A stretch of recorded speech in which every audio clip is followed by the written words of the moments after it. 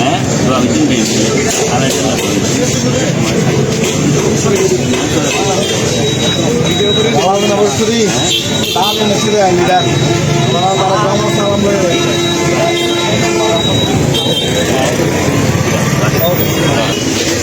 কি জন্য আসছেন এখানে পরিচয়টা একটু বললে ভালো হয়।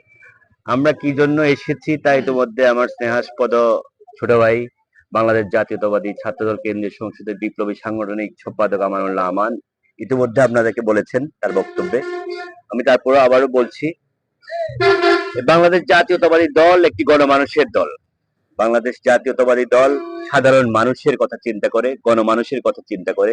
বাংলাদেশ জাতীয়তাবাদী দলের ইতিহাসে কখনো পেছনের দরজা দিয়ে ক্ষমতায় আসার ইতিহাস নেই বন্ধুগণ।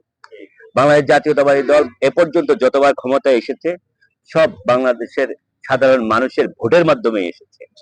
আপনারা জানেন দীর্ঘ 18টি বছর ধরে এই বাংলাদেশে একটি ফেসিবাদী সরকার এই বাংলাদেশে জেগে বসেছিল। বিগত 5ই আগস্ট ছাত্র জনতার অভ্যুত্থানে সেই স্বৈরাচার শেখ হাসিনা ভারতে পালিয়ে যাওয়ার মাধ্যমে বাংলাদেশে একটি নতুন বাংলাদেশের সৃষ্টি হয়। বাংলাদেশের মানুষ সেই 1971 সালের যে স্বাধীনতা, সেই স্বাধীনতার স্বাদ পেতে শুরু করে 5 আগস্টের পরে। আবারও দীর্ঘ 18 বছর পরে বাংলাদেশের মানুষ আবারও কথা বলতে পারছে, মুখ ফুটে তার বাক স্বাধীনতা প্রকাশ করতে পারছে।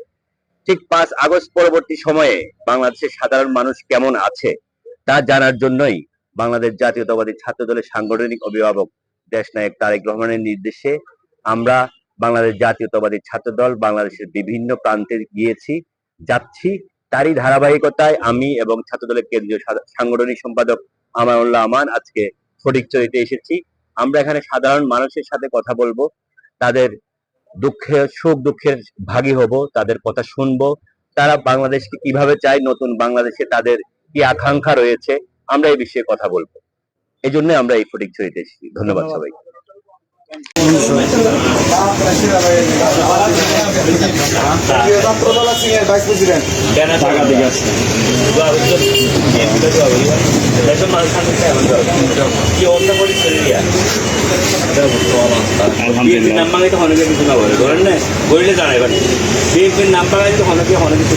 অবশ্যই জানেন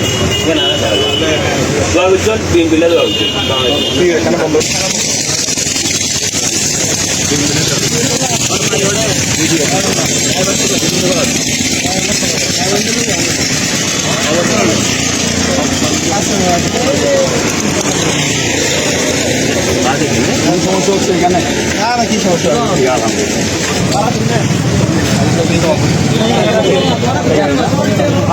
তারেক রহমান সালাম দিয়ে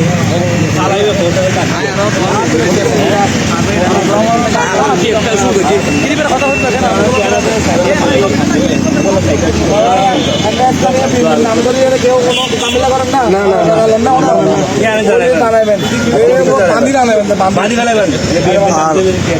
আচ্ছা ঠিক আছে ভাই, কর্নেল বাহারের নাম্বার দিয়ে ডাইরেক্ট পুরো ফোন করতে হই। আচ্ছা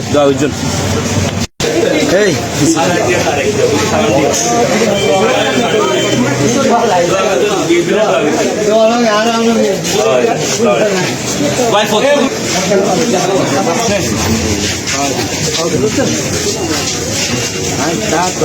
সালাম দিয়ে সালাম পৌঁছাবেন না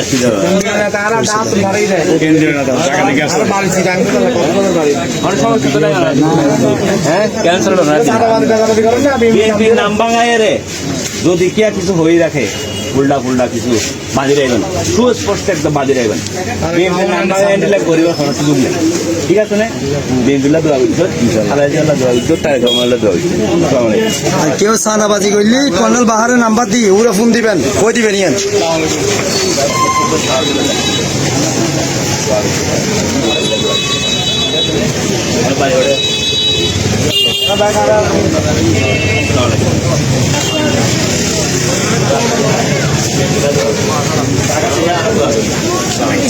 খালেদের পক্ষ থেকে সারা দিচ্ছে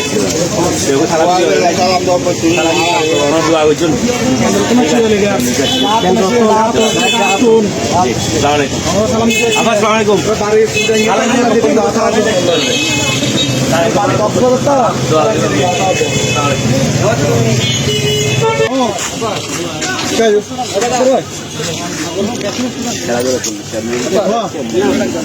করছে কোন কোম্পানি সালাম দিতে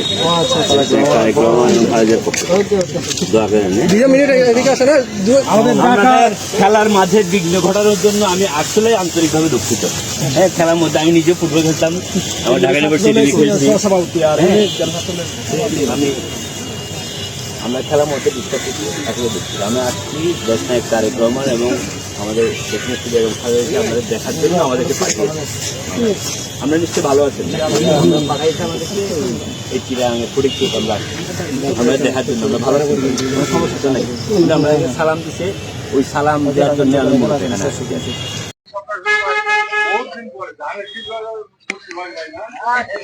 সালাম আলাইকুম। কেউ আসবেন না? আর কেউ আছে? আমি ছাত্র দলের সাংগঠনিক সম্পাদক, কেন্দ্রীয় কমিটির। উনি এই জেলার সভাপতি উত্তরের জাহিদুল আফসার জুয়েল ভাই। আপনি বসেন, প্লিজ বসেন।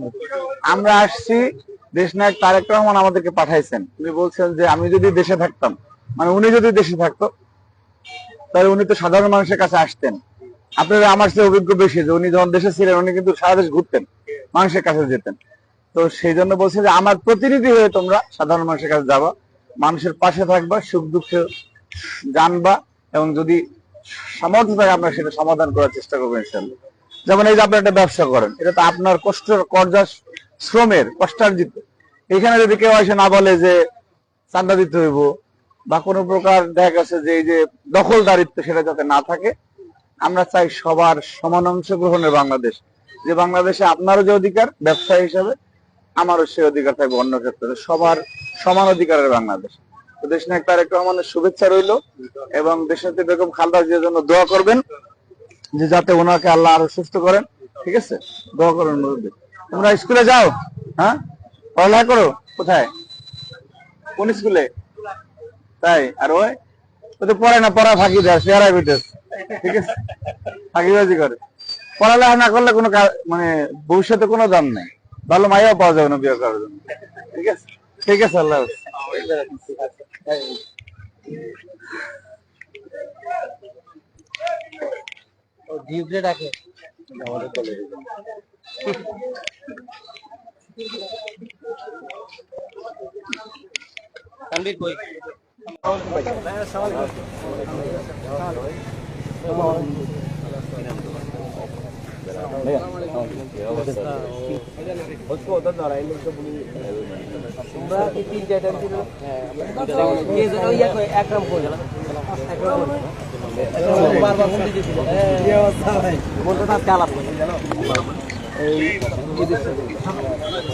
গাড়ি